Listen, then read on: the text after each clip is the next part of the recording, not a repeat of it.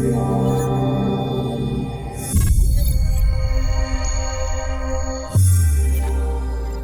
evening. Welcome to the Victoria Electric Vehicle Association and our continuing series on electric vehicles in business. Tonight I have Julian Sale from Motorized Electric Vehicles. Great to have you here. Why, thank you. This is awesome. You're a hard man to get a hold of, a harder man to get in front of a fire, but luckily I That was an found the right thing. incentive. Incentive. Yes.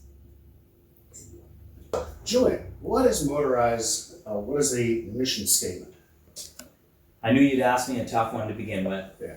My mission statement essentially is the same as my favorite company's, Tesla's, to accelerate the transition to renewable energy. At the end of the day, I want to create local jobs, I want to make a bunch of money, and I want to see people take gas-burning cars off the road, replace them with electric. Perfect. That's it. What did you do before Motorized? I've been a long-time island resident since '76, approximately the inception of my life.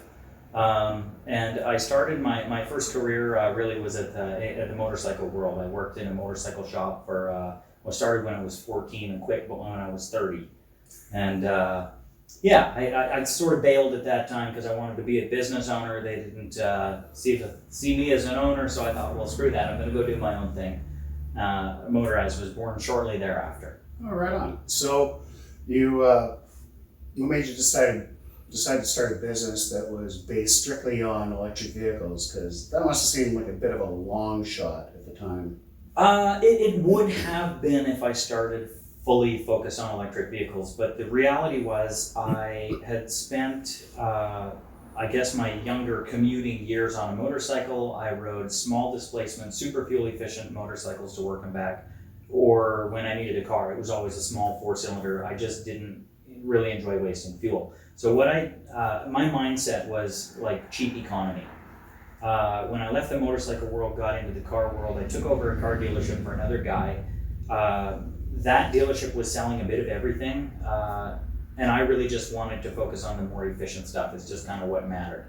That was in 2007, so my introduction to cars was a lot of Honda Ridgelines, Honda Pilots, Toyota Camrys, all sorts of stuff that I suppose is fine, but it sure didn't turn me on.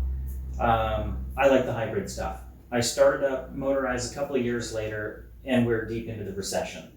And like we're talking 08 I started, so by 09 it was not pretty. It was not a good time to be starting a car dealership anywhere on earth, I guess. So what I did was I focused on hybrids because I knew that they would likely bring more value per dollar spent to the consumers who actually needed to really save a buck on transportation costs. So those things sold. In 2011, I drove an electric car for the first time. One of my customers and now a great business partner of mine asked me to order in a Nissan Leaf. This was in 2011. Oh. I had never seen one. I'd heard about them. I saw a picture of one in the Toronto airport. I didn't know what these things were. And I drove the car, and within about 10 seconds, I lost my mind. And so from that point forward, I knew that my goal would be to only sell electric vehicles. I just realized that if Nissan built that, imagine what the automotive collective could produce in the future. Wow. Here we are. So it was something about the economics of selling EVs that kind of put you down that road? No, I'll be honest with you. If I was solely driven by quarter-to-quarter economics, I would have stayed selling gas cars. I would have sold V6 and V8 SUVs and pickups because that's where the money is. But thinking long-term, like way long-term, longer term than the car industry generally thinks, yeah. I knew that EVs were coming. You know, we got hybrids in '99. So this was quite a ways into the hybrid cars on the road, and Toyota kept selling more and more and more. So I just looked at that curve and thought, well, if we have something that is way more efficient than a hybrid, which already sells well, that's way better for our environment, that's way more fun to drive, it's going to accelerate. Like its curve will arc more quickly than the hybrids did, and that's all I needed. That was enough. It made sense to you. It was a road sign on a map, and I'm like, yeah, I'm going that way. Oh, right on. Yeah, and nobody else was interested at all. So I'm like, I'll take this road. Yeah. Yeah. So how has selling previously loved EVs changed from when you started selling them to today? That's a really good question. So in the beginning, like selling an EV in 2011 was something that I only did by chance. I had a fleet of hybrids in my store and like one EV, and it just didn't happen much. Number one, they were extremely hard to get. 2011, I think Canada got 40 Nissan Leafs. I believe that's the number, I could be wrong. But it's a really low number. So to get a used one was really difficult. We got them out of the States. So I got a couple of repossessed EVs, which people had financed, didn't make the payments, they go up for auction. I'd snap those up. And month after month, the numbers would grow and we get a little tiny bit more inventory. So 2011, I think I sold 4 EVs. 2012, I sold about 10. And for me, that was exciting because no other dealer had sold 10. And I was like, this is awesome. The economics were pretty good at the time because the US had incentivized EVs in many states that were physically like within proximity to Motorized. So I could buy at a lower wholesale price because I was buying in a region which was incentivized. This was before we had incentives. Okay. So for that reason, and we had a decent Canadian dollar at the time, I could buy out of the US, bring them up, and we used to make like really good money on these things, like around $6,000 a car. Wow. Yeah. So I didn't have to sell as many EVs at that point to stay healthy financially with the business. But the landscape kind of changed when BC brought incentives on board. Right. And it spurred the purchase of a lot of brand new EVs and cut the value of the used EVs. And then a few other things happened too. Like the value of the dollar changed a bit. So sorry, I'm rambling. No, But that's perfect. in the beginning, it was kind of part hobby, part sport, part business, and we made it work. The 3 distinct customer groups I sold to were the tech addicts who had to have the new thing, which was easily better than a gas car of any kind, so that's fine. We had the penny pinchers that were really just focused on the bottom line and nothing else. And at that point, you crunch the numbers on economy for any car. If you can operate the car within this climate and every EV works here, well, the EV wins. Okay, so the penny pinchers were all over them. And then people that were really environmentally sensitive, who really were very concerned with CO2 emissions and carbon footprints, anybody with that mindset was automatically drawn to the Leaf or any other EV, being a Tesla at the time. Tesla sold a lot of Model S's at that time. So the environmentalists were really drawn to EVs for many reasons. Why electric vehicles? Why now? What a question. Essentially, I don't think we really have a choice. At the end of the day, consumers are ready for changes, whether we're talking the automotive world or anything energy related, homes, businesses, you name it. It is definitely time for a change. Environment demands it, economies demand it, health demands it. Electric vehicles are here to stay, and that's where I see the future of the automotive world going. It's purely electric. So that's why and now. Right on. What are the most significant downsides of electric vehicles, and how do you address those? Would we say downside or challenges, I guess? The downsides to electric vehicles right now is that we don't have a very big supply and that we don't have enough choice. I think that the value proposition for electric vehicles is tremendous. I think the biggest challenge from a consumer's point of view to a rapid switch over to electric is the availability of vehicles.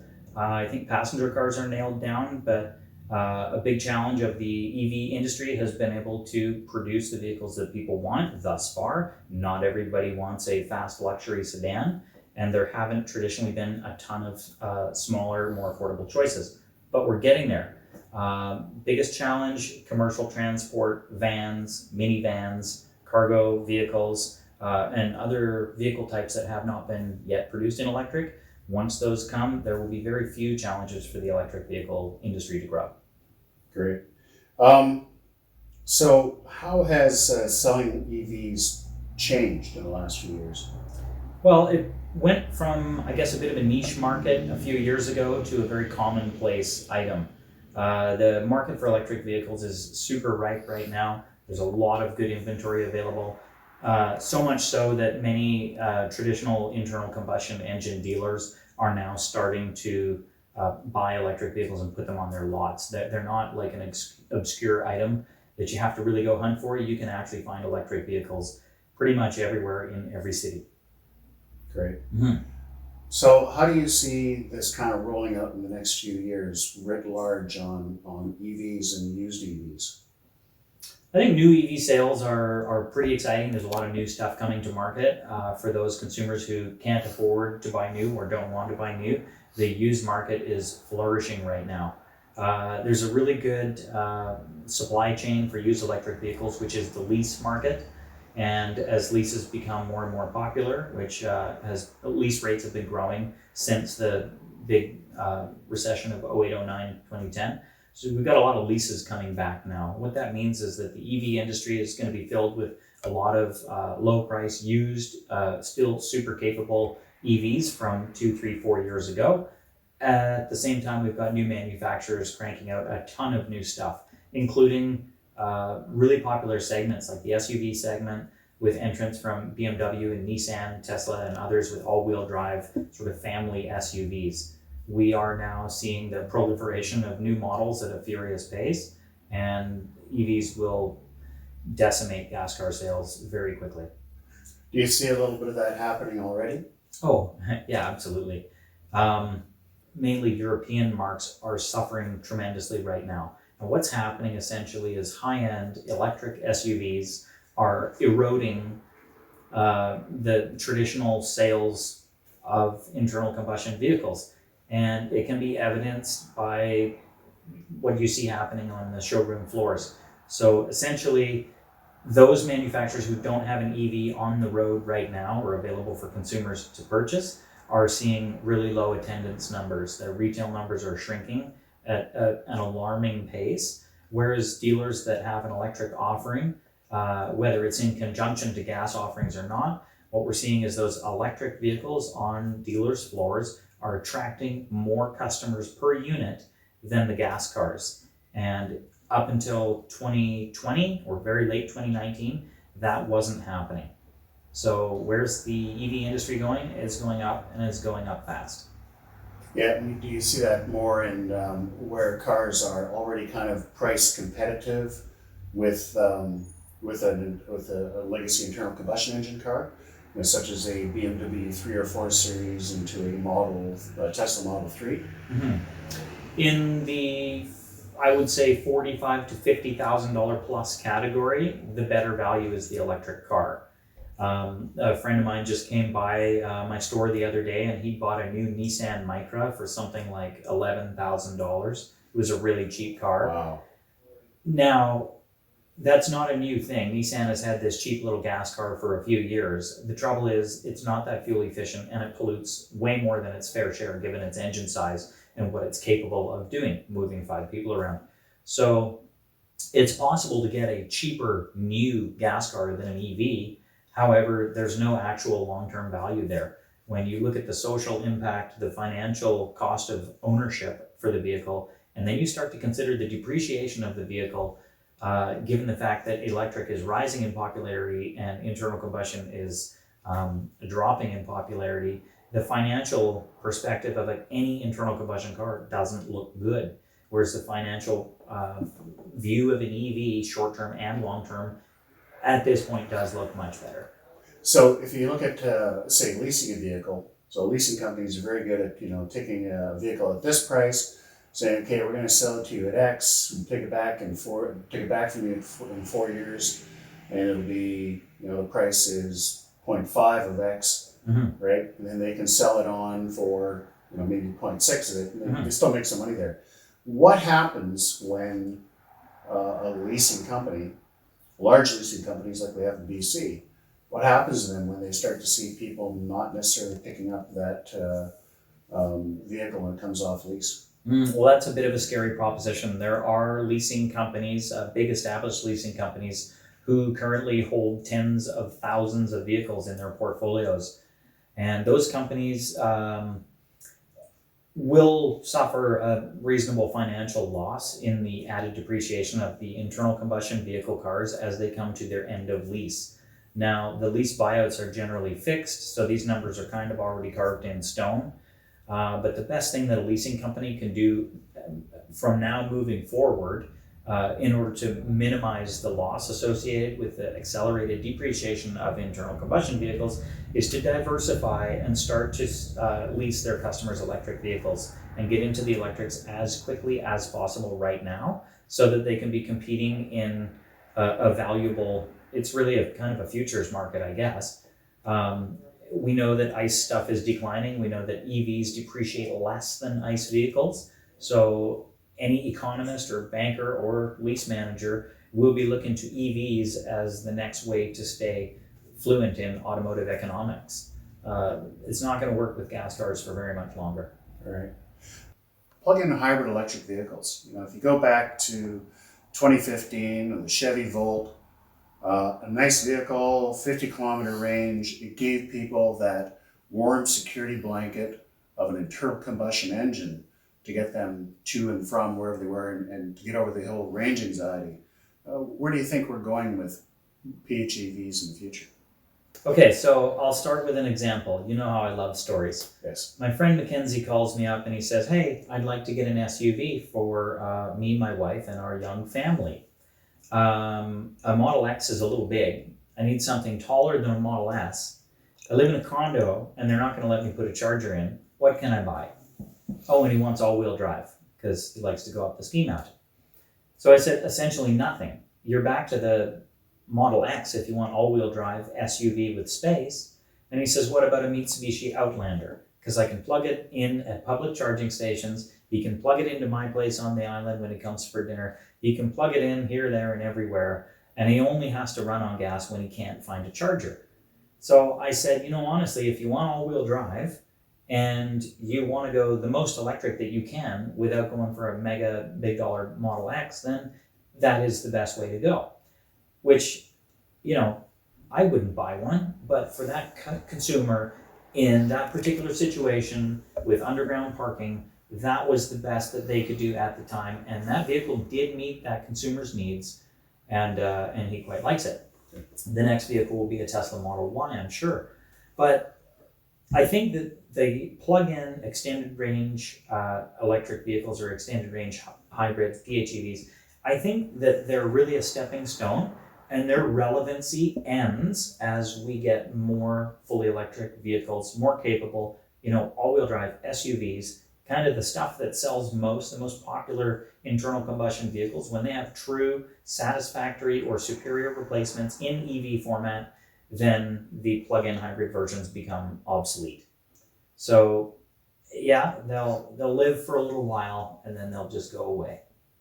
That's True. What I think. Yeah. I mean, and as the price of larger batteries comes down, continues to come down, then the reason for people to have that sort of It's a crutch. security blanket of having an internal combustion engine, tends to go away, and the numbers are proving that.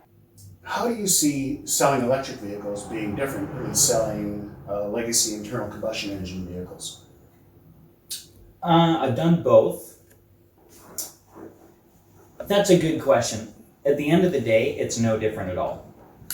That's the true answer today. 5 years ago, it would have been a different answer because there was a lot more work to do, and it was like 90% education, 10% sales. Now it's 90% sales, 10% education. EVs have been around for a long time. There's a lot of them on the road. They're no longer an obscure part of the marketplace. They're here and they're big and they're here to stay. So they're no problem to sell now. In fact, they're easier to sell than gas cars.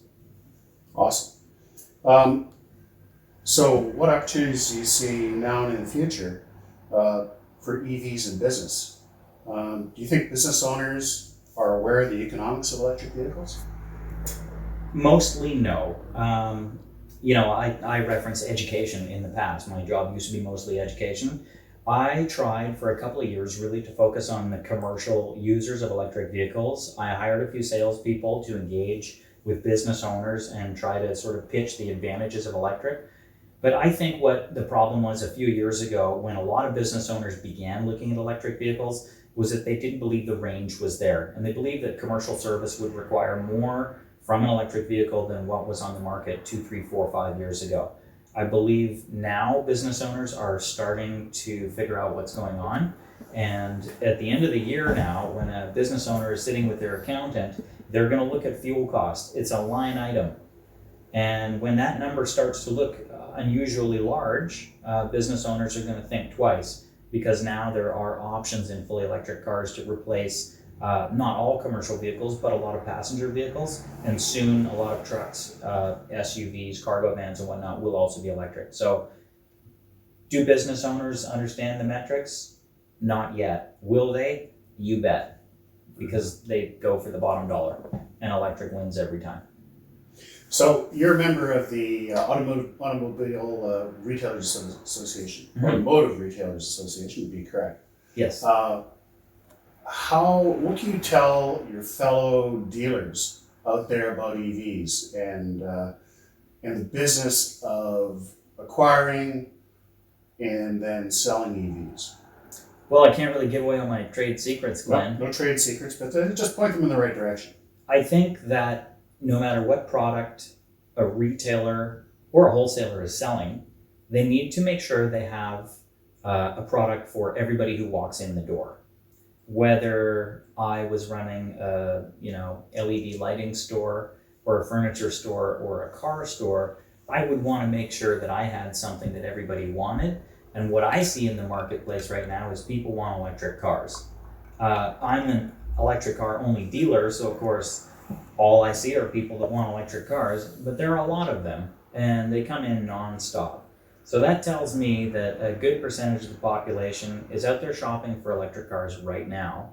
And given that EVs really are in their infancy in modern times anyway, they have flourished in the past, but now they're here again. Since we're just at the beginning of the curve, it would stand to reason that an automotive retailer would be foolish not to sell EVs. Okay, so they've made the decision to have EVs on their lot.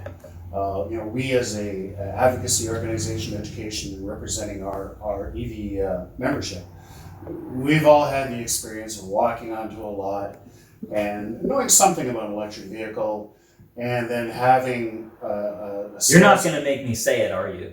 No, you hear the question first. You have a sales guy who comes out to you and you ask him a few questions, and he seems to not know a great deal. So what is it that the other ARA members can do to avoid disappointing an potential EV sale when the person's walked onto the lot? Now, what can they do to make sure that they do capture that sale for their electric vehicles that they hold? Well, that's a great question, and that is a question that I worked myself to answer for quite some time. And I have found the answer, and it boils down to basic education. But before I tell you a little bit more about that, I'm going to give you a quick experience. The other day, I was at, how do I say this without giving away too much? A large German manufacturer? I entered the premises of a large German manufacturer whose emblem resembles an airplane propeller. I looked at an electric Mini. I won't say what city I was in, but I looked at an electric Mini Cooper, and I was actually thrilled to see this car on the ground. It was beautiful. Yeah. I love Minis, and it was electric. So I was in the parts department picking something up. I retrieved my part. I walked back. There was but one salesperson in the store working at the time, sitting at a desk with his back towards me. I looked around. There's nobody around. This was my guy. So I politely said, hey, can I trouble you for some information on the electric Mini? And the salesperson was very polite and attentive. He got up, he faced me, and he said, yes, I can help you. And I said, are you familiar with the electric Mini? And he says, the Mini E. Yes, I am familiar with it. And I said, okay, perfect. Could you tell me what size battery it has? And he says it goes 170 kilometers. And I said, cool. Could you tell me what size battery it has? And he said, I just did.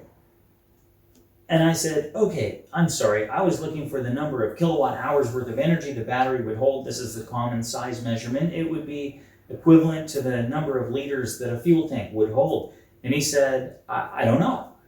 And I said, okay, cool. Could you tell me if it has a 3.3 or a 6.6 kilowatt level 2 charger, of course, to determine whether this charges at 20, 24, 25 kilometers an hour or 50 when the consumer plugs it in at home. Because I know that when I get on social media and start talking with customers, I will say, I found an e-mini in town. That's right. You say, hey, I saw this in e-mini. Yeah, it's it was cool. Awesome. And here's what I know about it. Yeah, and the interior is rad. And I'm thinking, this is cool. I'll just say, hey, found an e-mini at this place. Cool.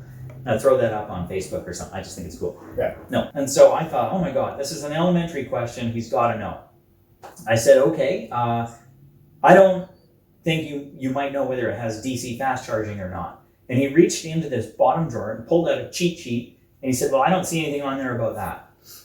And so he put the cheat sheet back in and closed his drawer. And I could see that he was getting frustrated. And then he looked at me and he said, these are really technical questions. I don't know these kind of questions. It goes 170 kilometers. And I said, I am so sorry to have wasted your time.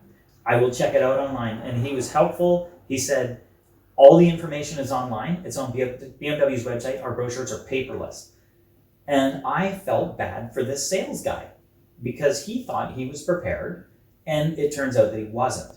And so for that salesperson, that is a little bit defeating and it's problematic for a number of reasons. If I was a real customer, he would have likely lost me at that spot. That's right. And I may have, well, worse, he could have tried to turn me onto a gas car, but he didn't.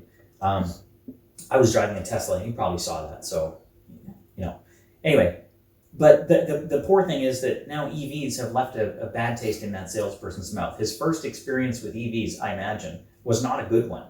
Yes. So now he's going to be terrified of the next EV customer who comes in, which kind of sets a bad precedent for the EV buyers. And so you've got at the root of the problem a total lack of education.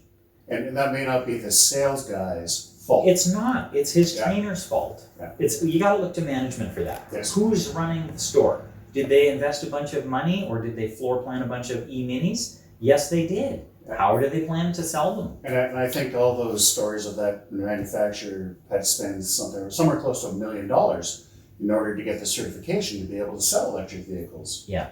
Yeah. Yeah, it is cost prohibitive to begin with. So in order to recover that money, which would be a really good idea, you want to sell a whole bunch of those cars so that they pay for their own floor space. But if there isn't adequate training, and I'll be honest with you, I could train that person in 30 minutes and show that person how to sell that Mini to the next person that walked in the door. Yeah.